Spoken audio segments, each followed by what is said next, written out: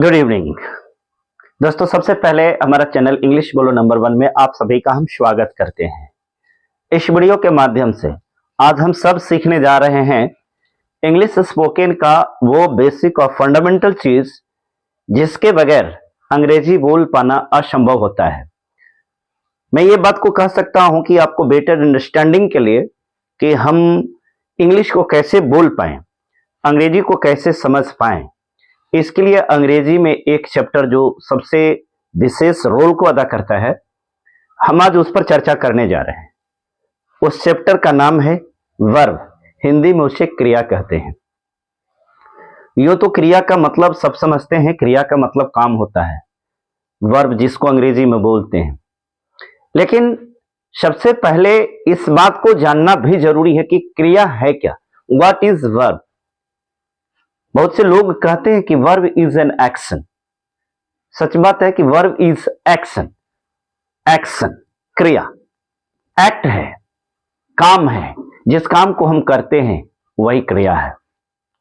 तो अब इस बात को भी समझना जरूरी होगा कि क्रिया कितने प्रकार के होते हैं। तो बेसिकली क्रिया जो होती है, वर्ब्स जो होते हैं, उनको हम दो पार्ट में बांटते हैं, अर्थात उसको दो हिस्से में बांटा जाता है। गौर से इसको समझना बहुत जरूरी है, क्योंकि जब तक आप इसको नहीं समझिएगा तब तक अंग्रेजी नहीं बोल पाइएगा, क्योंकि अंग्रेजी बोलने में यह सबसे महत्वपूर्ण रोल को अदा करता है। मैं बता रहा हूं कि क्रिया के दो पार्ट होते हैं। क्रिया के दो पार्ट में क्या है, एक जो पार्ट होता है उसको मेन वर्ब बोलते हैं। मेन वर्ब, उसको प्रिंसिपल वर्ब भी कहा जाता है। हिंदी में यूं समझिए कि उसको मुख्य क्रिया कह सकते हैं। और दूसरा जो होता है उसको हेल्पिंग वर्ब कहते हैं, सहायक क्रिया। उसको ऑक्सिलरी वर्ब के नाम से भी जाना जाता है। जैसा कि हेल्पिंग वर्ब आपने सुना, हेल्पिंग वर्ब का मतलब ही होता है जो हेल्प करे। अब सवाल होता है कि क्या चीज में हेल्प करेगा भाई, तो उसका काम है सेंटेंस के अंदर में आकर के और वाक्य के अर्थ को स्पष्ट करने में। क्योंकि जब तक हेल्पिंग वर्ब नहीं आएगा तब तक उस वाक्य का अर्थ जो होता है क्लियर नहीं होता है। तो हेल्पिंग वर्ब का रोल यही है कि वह वाक्य में आकर के उस वाक्य के अर्थ को स्पष्ट करने में सहायता करता है। तो इस प्रकार से क्लियर हो गया कि सहायक क्रिया अर्थात हेल्पिंग वर्ब, जिसे ऑक्सिलरी वर्ब के रूप में भी जाना जाता है, वो क्रिया है जो वाक्य में आकर के और उसके अर्थ को क्लियरिफाई करता है, क्लियर करता है, उसको सेंस को बतलाता है कि ये कहना क्या चाहता है। जैसे अगर हम इसको हिंदी में ही समझें तो अगर मैं बोलूं कि वह एक लड़का और आगे कुछ ना बोले तो वह एक लड़का, ये सेंटेंस क्लियर नहीं हो रहा है। अब हम यहां पर जब तक सहायक क्रिया को ऐड नहीं करेंगे तब तक इसका अर्थ नहीं निकलेगा। अब हम कहें कि वह एक लड़का है, तब आपके पास में उसको समझने के लिए बहुत सारी बातें आपके माइंड में आएगी कि वह एक लड़का है, अर्थात अभी भी वो लड़का ही है, अर्थात सयान नहीं हुआ है, जवान नहीं हुआ है। वह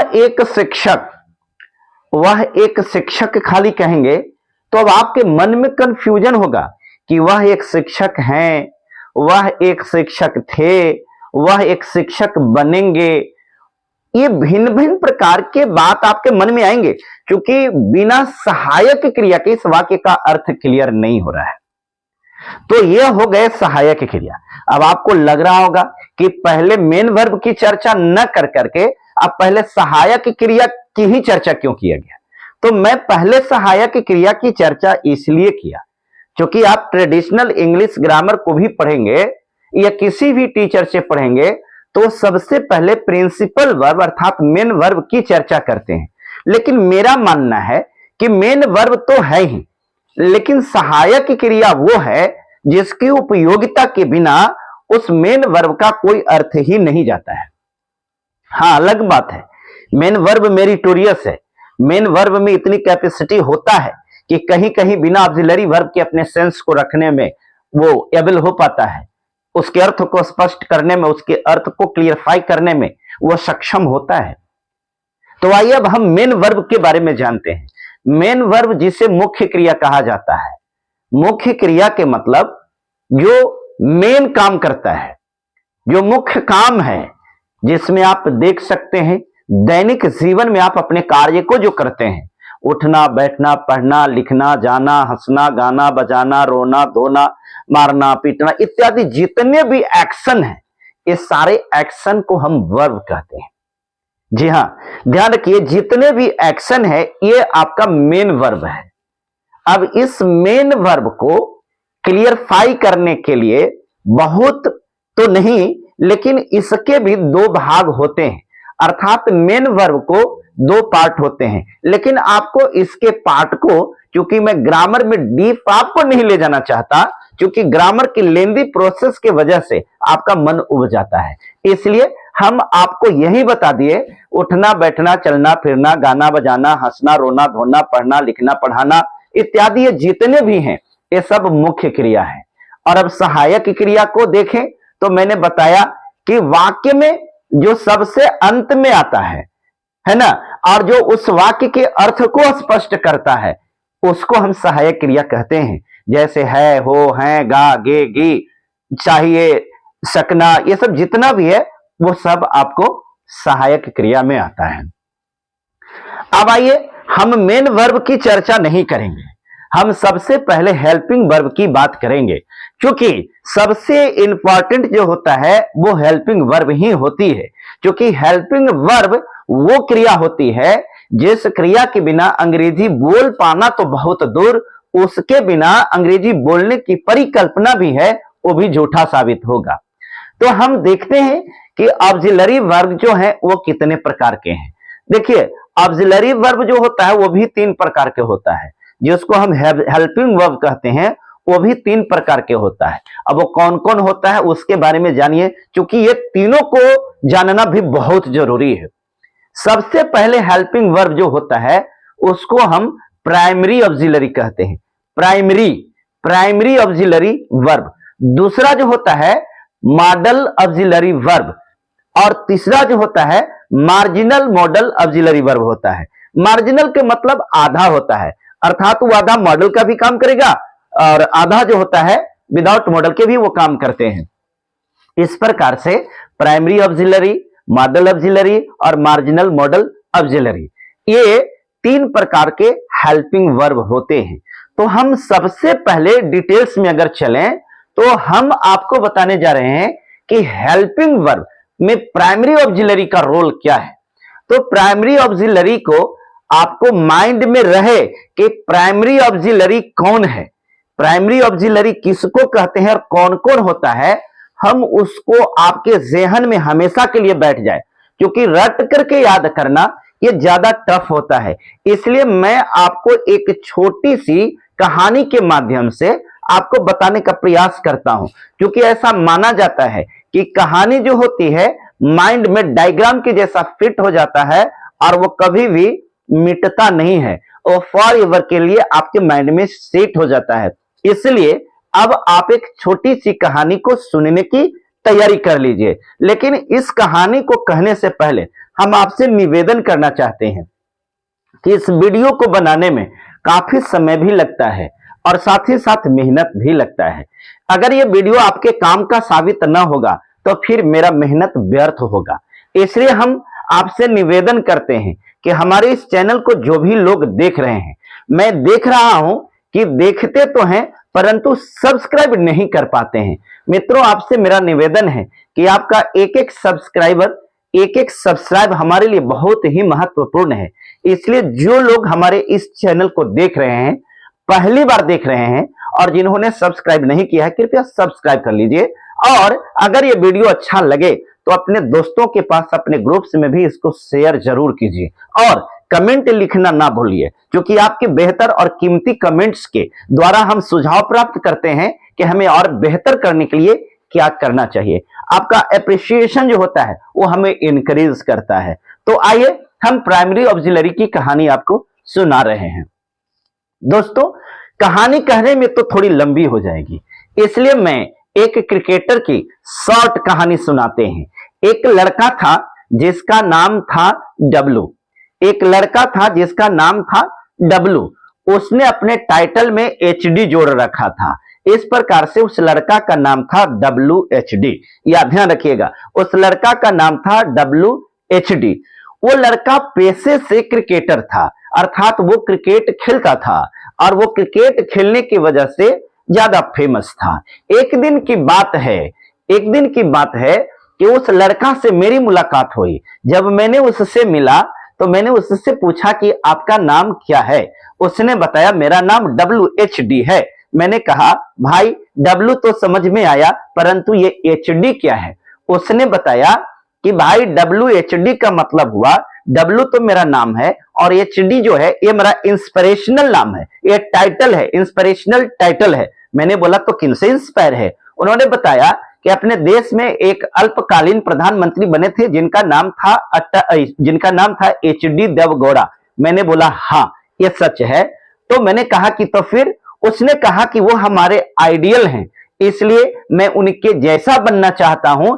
यही कारण है कि मैंने अपने नाम के साथ HD टाइटल को जोड़ रखा है, और बताया कि इसलिए मेरा पूरा नाम WHD है। उसने कहा मैं क्रिकेटर हूं। जब मैंने कहा कोई बात नहीं, तुम क्रिकेटर हो, क्या जब मैं अपने यहां तुझे कभी बुलाऊंगा तो आओगे। उसने कहा जरूर आऊंगा। मैंने कहा बुलाने का क्या तरीका होगा। उसने बोला कुछ नहीं, सिर्फ बोल देना आइए WHD तो हम आ जाएंगे। दोस्तों उन्होंने कहा कि आइए WHD, क्योंकि वो पेशे से क्रिकेटर था, इसलिए उसने कहा कि आप जब कहोगे कि आइए WHD तो मैं आऊंगा, परंतु एक नहीं पूरी टीम के साथ आऊंगा। अब सबको पता होगा कि पूरे टीम में जो क्रिकेट का एक टीम होता है, एक टीम में 11 क्रिकेटर होते हैं, इसलिए आप देख सकते हैं कि अब सिर्फ IAWHD, चूंकि ये कोड है IAWHD,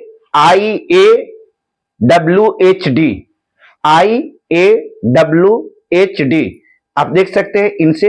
अब आपको समझ में आ रहा होगा कि आई से इज है, AMR, W से was were, H से हैज हैव हैड, और D से डू डज और डिड।